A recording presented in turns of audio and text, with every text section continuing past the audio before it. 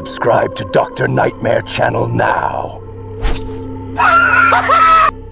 The Crimson Room. It began as most things do, with a whisper.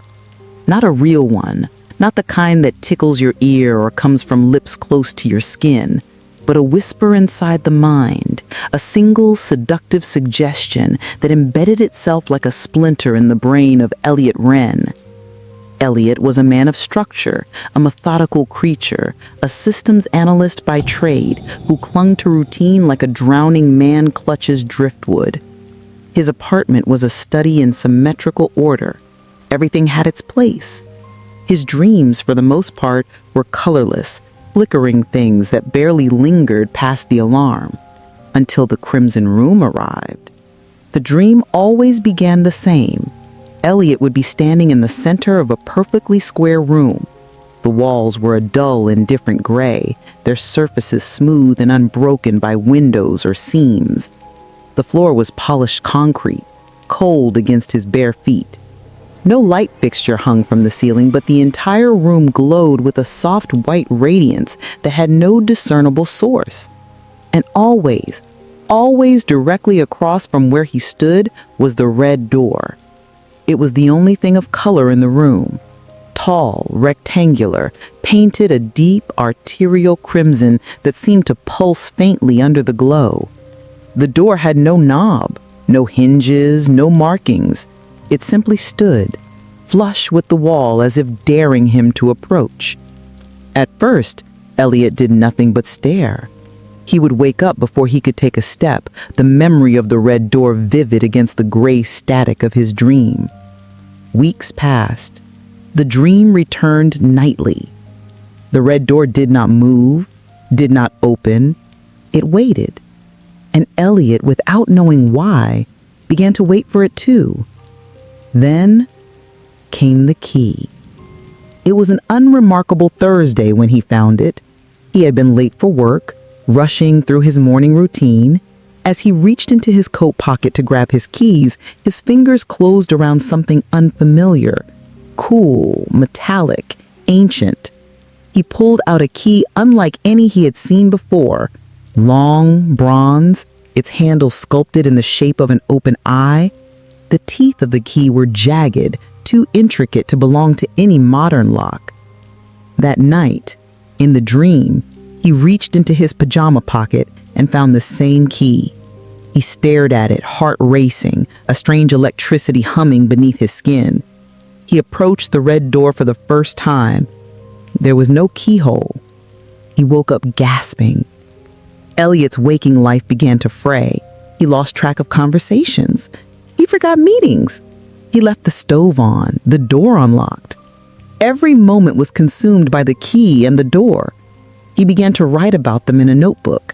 Sketches of the room, theories about its meaning, patterns that might explain its appearance. His apartment became a chaotic mirror of his mind. Papers scattered, lights left on, dishes unwashed. The symmetry was broken. Then one night, the door changed. It was a Sunday. Rain tapped softly against his window as he lay in bed, the key clutched in his palm. The dream began as always. The gray room, the glow, the red door. But this time, there was a keyhole. It sat just below waist level, a perfect oval, dark and waiting.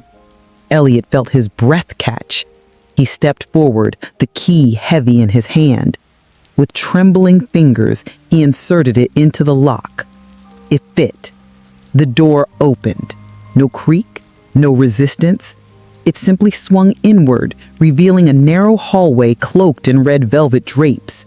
The walls breathed, subtly pulsing with a rhythm that matched his own heartbeat. At the end of the hallway was a staircase spiraling down into darkness. He descended. The staircase twisted like a corkscrew, and the further he went, the more distorted the space became. The red velvet grew darker, stained with something black and wet. The air thickened, smelled like rust and flowers left too long in stagnant water. He could hear things below, a low murmur, the sound of something dragging, whispers too, though none in a language he knew. He reached the bottom and stepped into a room. It was not like the first. This room was circular, massive, and covered in mirrors, dozens of them, but none reflected Elliot as he was. In each one, he saw a different version of himself, some older, some younger, some disfigured. One had no eyes. One had a grin that stretched ear to ear. One was bleeding from the mouth, whispering through red teeth. They all looked at him. Some pressed their hands to the glass. Some mouthed words he could not hear. In the center of the room was a chair, a single wooden chair, old and rotted, with leather restraints bolted to its arms and legs. Elliot turned to leave. The door was gone. He screamed himself awake. He was back in bed, soaked in sweat, throat raw. The key lay on his nightstand, only now it was covered in something dark and sticky. He tried not to sleep the next night, or the next after, but fatigue is a patient predator, and when he finally drifted off, the red door was there, already open, waiting. He walked the hallway. The staircase had grown longer. The velvet walls were now wet, breathing more heavily. Something whispered his name. This time, the mirror room was filled with others, not reflections, people. They looked like him, but their eyes were wrong, dead or glowing faintly or missing entirely. They were locked in silent screams, mouths frozen mid-howl. One reached out and touched his shoulder. "We waited," it whispered. Elliot ran.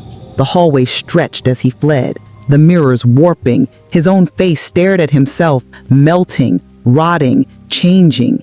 He found the stairs, scrambled up, tripped, bled. The door was still open. He threw himself through and awoke. His apartment was darker than usual. The windows wouldn't open. The lights flickered when he moved, and on his bedroom wall, where there had never been a door, now was a familiar crimson rectangle. No handle, no keyhole. That night the key was gone, but something else was inside the apartment now. He could hear it, scratching, breathing, standing just beyond the door. He hasn't slept in days. He doesn't eat. He doesn't blink. He just watches the red door, waiting. And now, it whispers his name. The Whispering Wing. The corridors in Dr. Evelyn Marek's dream were endless. Not endless in the metaphorical sense, but truly nauseatingly infinite. A sterile labyrinth of green linoleum and humming overhead fluorescence that flickered at the edges of her sight. Her shoes made no sound when she walked. The doors were heavy and gray, spaced perfectly on her right. Each bore a tiny wire-meshed window, like those in a psychiatric ward. The left wall was blank, seamless, suffocating. She never questioned it at first. She was a neurologist after all, and well-versed in the strange detritus the mind collected and shuffled into sleep. She assumed the hallway was a fragment from a past residency, perhaps stitched together from a dozen hospitals she'd worked in. But then, the door appeared. It was unlike the others. Where the others were steel and institutional, this one was made of ancient wood, blackened like it had been pulled from a fire and soaked in oil. It had no window, no markings. It exhaled cold. The first time she saw it, it was far away, a speck at the vanishing point of the corridor. She woke before she reached it. The second night, it was a little closer. By the third week, she was counting doors. At work, Evelyn's hands trembled during surgeries. She forgot appointments. Her colleagues began to whisper. She drank more coffee, then stopped sleeping altogether. But the body always betrays, and when she crashed, the corridor welcomed her again, 7 doors away. And now, the whispers had begun. At first, they were little more than static, coiled deep beneath the fluorescent buzz.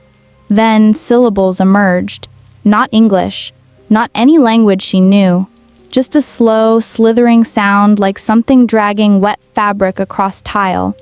But then, one night, the whisper said her name. Eve Lynn. Her eyes had snapped open, blood on her pillow. Her nose had bled in her sleep. The taste of iron clung to her tongue like guilt. The next day, she smashed her alarm clock and checked into a hotel. But the dream followed, 4 doors away. The whisper was bolder now. It laughed, it cooed, it told her secrets she had buried so deep they should not have had voices. Things she had done in college. A patient she let go because the scan had taken too long. Her mother's final words twisted into something cruel. Evelyn clawed at her sheets. She bit her lip bloody, trying not to scream. She walked the hall again. Her reflection in the door glass grew stranger each night, less like her, taller, thinner, smiling. 2 doors away. She asked a sleep specialist to monitor her. They strapped electrodes to her skull and filmed her overnight. She fell asleep. The corridor, the black door, the hum of the lights, and the whisper. Almost time. When she awoke, the techs looked at her like she was a bomb. Dr. Merrick, you walked in your sleep. All night, just walked in circles, whispering. What did I say? Only one word. Over and over. Open. The final night came. She started the dream in front of the gray door. The next would be the black one. Her breath fogged. The temperature dropped. Her own footsteps echoed. She reached the black door. It opened before she touched it. Inside was not darkness, but a patient room. Hospital white, pristine, humming with machines. A heart monitor beeped. On the bed lay a woman. Herself, or something that wore her face, but it was gaunt, pale, tubes in her nose, wires on her temples. She was unconscious, dying. And next to the bed stood a figure, dressed in a physician's coat, face obscured, holding a clipboard. It looked up. Its eyes were hollow black wells. We needed a new wing, it said. She ran. The corridor twisted like intestines. The lights exploded, bathing her in red. Doors screamed open on both sides. Patients reached out, eyeless, lipless, screaming her name with no sound. She awoke on the floor of her hotel, weeping. She tried not to sleep again. It didn't matter. That morning, she opened her bathroom door and found a corridor behind it. Green linoleum, steel doors, a single black door waiting at the far end. And from within her mirror, something smiled. The guest at the birthday. There is a photograph in Callum Royce's family album that he can no longer look at. It sits on page 7, nestled between 2 faded Christmas portraits. A birthday party. Callum, age 8, grins with missing front teeth, frosting on his nose. His mother stands behind him, hands resting on his shoulders, beaming at the cake lit with candles. Balloons hover in the background. A dog is mid-jump near the present table. It is a snapshot of joy, captured in perfect blur. Except for one detail. In the corner of the photograph, half obscured by shadow and a curtain, stands a man Callum does not remember inviting. He wears a dark suit. No face, no eyes, no expression, just the hint of a featureless head beneath a wide-brimmed black hat. Callum hadn't thought about that photo in years. Not until the dreams began. They started gently. Dreams of that long-ago birthday, recreated in unsettling precision. The scent of cheap candles, the sticky texture of chocolate icing, the way his childhood dog barked during the singing. Callum would wake feeling nostalgic, safe. But the dreams began to rot. The balloons started to deflate mid-dream. The voices grew echoey. His mother's face froze, stuck mid-laugh. The dog barked at something unseen. And the man in the hat? He stepped forward. Every night, a little closer. Callum mentioned it once at a bar. Just a joke, he said. Weird memory dreams. A friend asked to see the photo. Callum went home, dug through the albums, and opened page 7. There he was, the man in the black hat. But this time, he was closer to the center of the photo. Callum blinked. Had it always been that way? He scanned other photos from that day. The man appeared in all of them now. In the background, in reflections, behind tree trunks. Once, his face was caught in a window, still featureless, still watching. And then the whispers began. The first came from his phone speaker, soft and buried beneath a voicemail, a rasping hush. Remember me. He dropped the phone. That night, in the dream, the man stood next to the cake table. No one else seemed to see him. His shadow draped across the table like oil. Callum wanted to run, but he was still 8 in the dream, small, frozen. He woke choking on air, heart hammering, mouth dry. The next night, the dream continued. The man was behind his father, one pale hand resting gently on his shoulder. His father didn't react. No one reacted. Only Callum could see him. His therapist called it dream anxiety, a subconscious intrusion. But when Callum showed her the photograph, her brow furrowed. "Who is that?" she asked. "I don't know." "Have you edited this?" "No." "He's looking directly at you." She handed it back. Her hands were shaking. The final dream came on a Tuesday. The party played out once again, but the colors were wrong. Too bright. The guests smiled with teeth too long. Their laughter warped into shrieks. The sun dimmed, turned crimson. The man in the hat stood center stage. He removed his hat.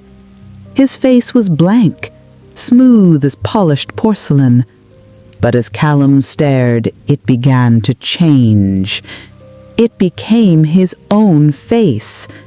Callum's own face, stretched, twisted, and pale. The man reached forward, touched Callum's 8-year-old forehead. Callum woke with a nosebleed. The photo had changed again. Now, the boy's smile was gone. He was staring directly at the camera, terrified. And the man in the hat? No longer in the background. He was standing directly behind Callum. Callum burned the album. The next night, there was no dream, just blackness and a whisper by his ear. "Thank you for remembering. Now let me stay." The town that waits in fog. Vincent Hale was an insomniac long before the dreams began. A third-year architecture student in a dead-end university town. His nights were spent hunched over drafting tables, measuring lines, tracing shadows. He had a brain that never stopped calculating angles. But around October, something shifted. His thoughts wandered. The precision dulled. The shadows on the paper began to resemble streets. Foggy streets.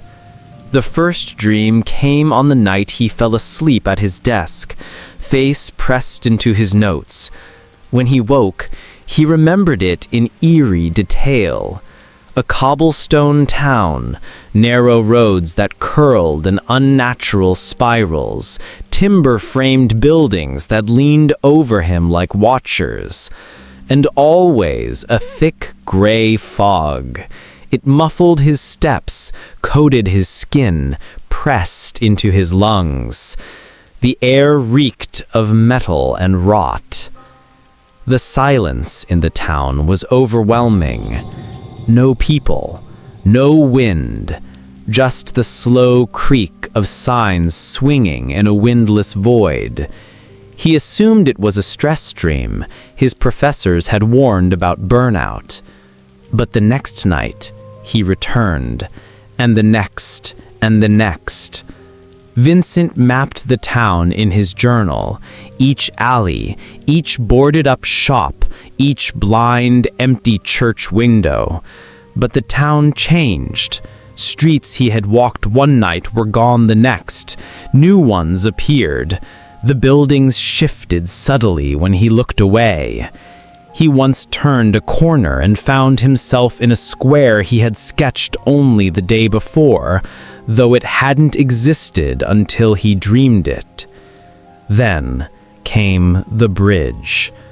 It was ancient iron, black with corrosion, stretching over a river he couldn't see, only hear slow, wet breathing beneath the fog. The bridge was always damp, the railings slick with moss. Across the river stood a single building, taller than the rest, Gothic, towering. He tried to cross, but halfway over, he woke up. That day, mud was caked on his dorm room floor, wet, sticky silt, the same gray-black color as the streets in the dream.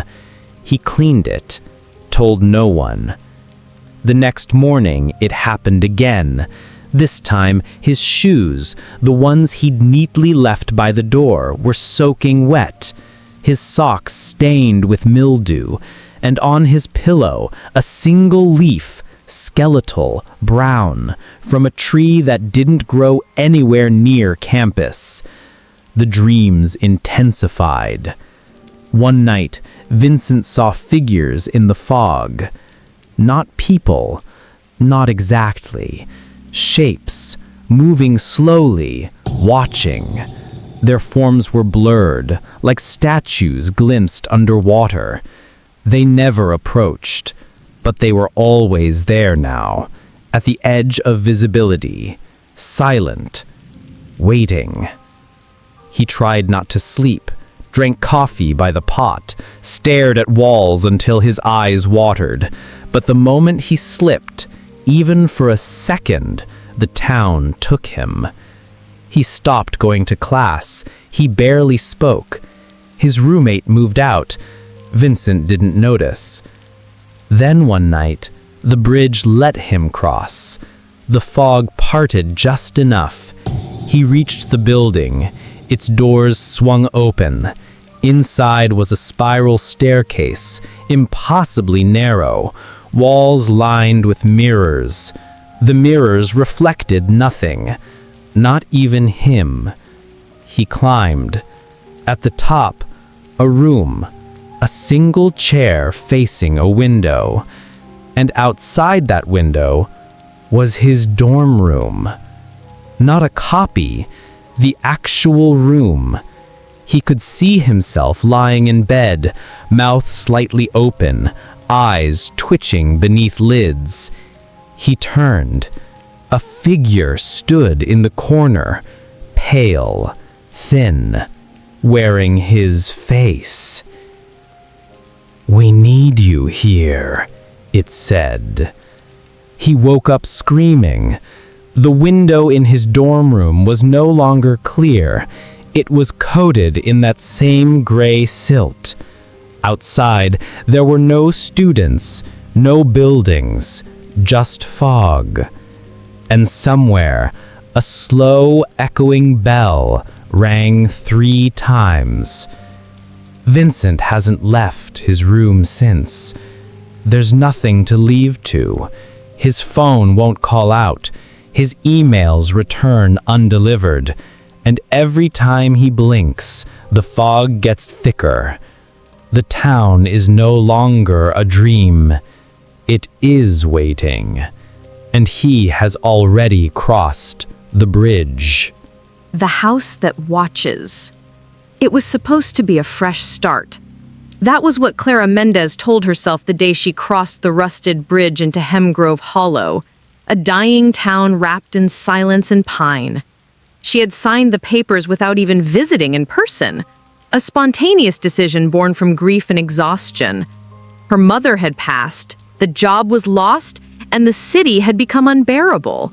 So when the listing for the old estate appeared in her inbox, a Victorian house in the woods, unfathomably cheap, Clara didn't question it.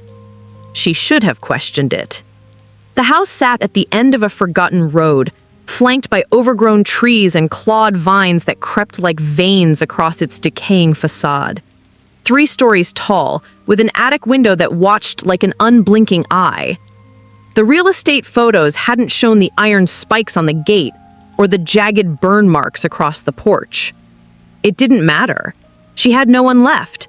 She had nowhere else to go.